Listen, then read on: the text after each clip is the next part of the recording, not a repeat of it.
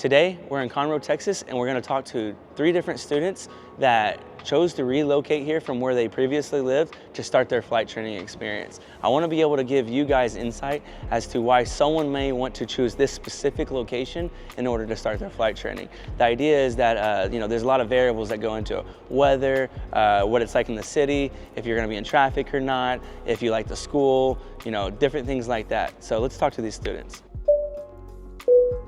My name's Ian Brown. I'm from Wisconsin Dells. I decided I wanted to start flight training. I was doing a tourism job and it was great. It was outside work. It wasn't for life.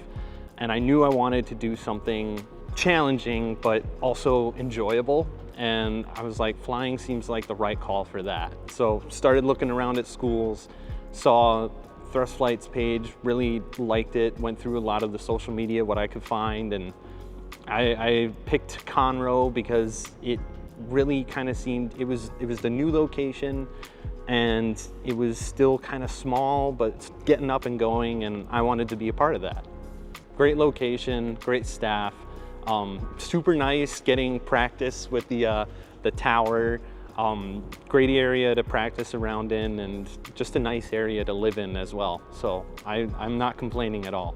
Out of all the options I was looking at for flight schools, there's not much in the Midwest. So I knew I was gonna have to make a big move. And it was Florida, Texas, or Arizona or California. For me, a couple obstacles is I'm married, and my wife, she's super great. She stayed home, she's a teacher back there.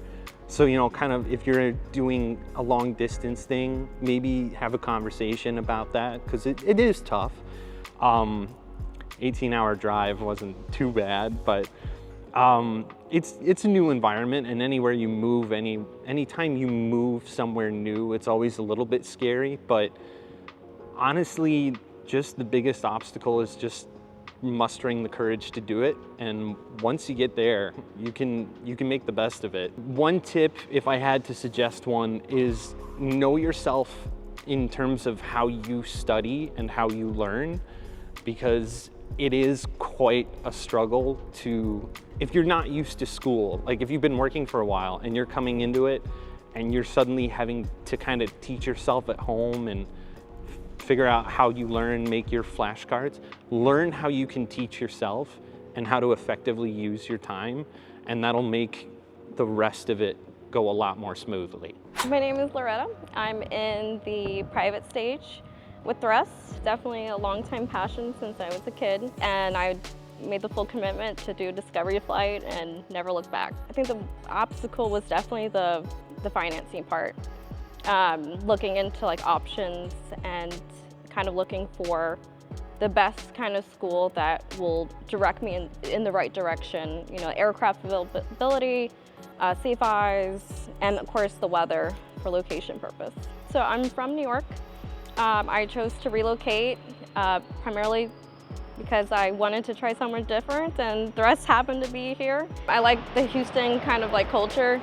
There's a lot of things to do, and I'm a big ocean person, so that was a plus too. Yeah, I think it's just kind of making a jump of kind of being by yourself and being away from family. You kind of get that nervous, am I gonna be okay? And the more that I thought it over, I kind of felt more comfortable making that leap, and especially meeting the community at Thrust makes you kind of feel like a second home.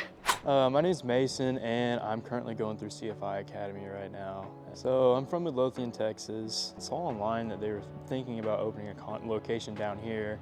I was actually born in the Woodlands, so I was somewhat familiar with the area. It's a little more open. It's easier to get from point A to point B, so you're not slammed between cars. Being in the middle of the city is not necessarily my thing. Also, the Woodlands is maybe 15 minutes away. You go a little bit farther north, you're in the middle of nowhere. So it works out pretty good for me personally, as far as my personality goes. I guess it just depends on what your hobbies are, to be honest with you. If you enjoy the outdoors or whatever, you just have it close by, because even though your flight training is very intense and you're putting a lot of time towards it, you still got to put this down for a minute and say, hey, I'm gonna just go enjoy myself a little bit, because I think at the end of the day that's very important.